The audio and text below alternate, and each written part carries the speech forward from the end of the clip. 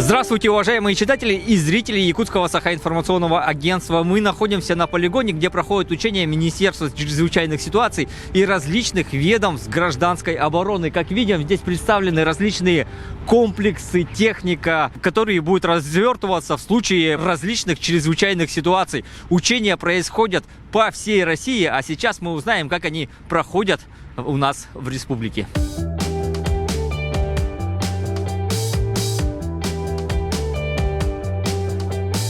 Анета Викторовна, расскажите, пожалуйста, насколько человек рассчитан пункт питания, как быстро он разворачивается и что можете предоставить? Ну, разворачиваем за часа 3, 100 человек обслуживаем. 100 человек – это именно гражданское население или сотрудники, или на всех рассчитано? На всех рассчитано. Печка, где мы готовим, получается, чай варим и кашу варим. Ага. Также у нас столы, куда мы посадку делаем. Все мобильное, все разворачивается? Да, это все слаживается, потом убирается. Расскажите про печку, стандартная? В одном отделении чай, в другом мы можем также варить суп и кашу. Накормим всех.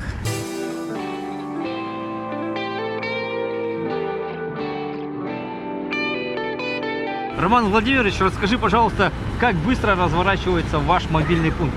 В течение 10-15 минут. Данный пункт для психологической и медицинской помощи сотрудникам, непосредственно те, которые участвуют в аварийно-спасательных работах. То есть через себя он может пропустить до 15 человек в суток для оказания первой медицинской помощи, также для психологической разгрузки. Согласно табели оснащенности, оснащается стандартным оборудованием, то есть кушетка, стулья, столи рабочие, также психофизиологическое оборудование, аптечка первой помощи и выкладка. Медицинское сопровождение обеспечим.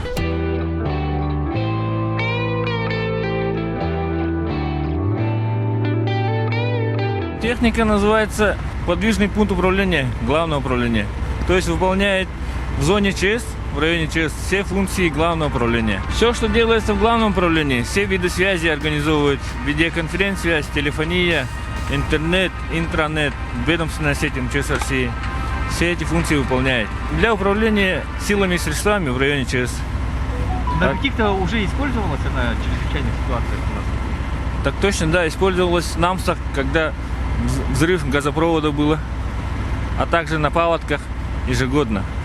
В прошлом году в Намском районе. Как себя она показала?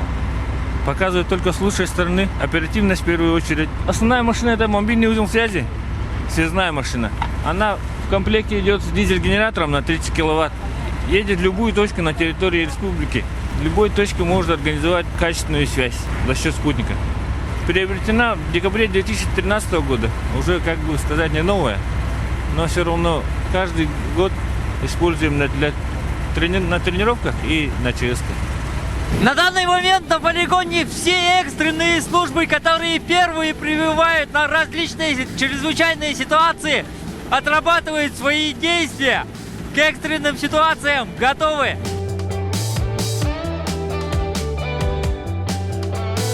Вчера-сегодня в рамках общероссийских командно-штабных учений по реагированию на природные чрезвычайные ситуации, связанные с паводками или с природными пожарами, сегодня вот в настоящее время проводится смотр сил Якутской территориальной топосистемы РСЧС.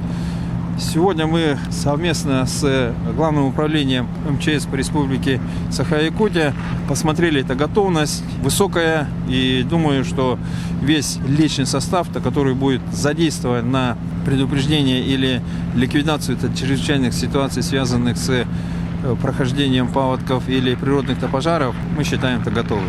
Здесь только собраны, стоят личный состав оперативного реагирования. Это пожарные, спасатели, работники Якутлесресурса, авиационной базы охраны лесов, Гидромета, Роспотребнадзора, и Центра медицины катастроф. При этом единая система предупреждения и ликвидации ЧС, она многоуровневая, и туда практически все органы исполнительной власти входят в эту общую систему.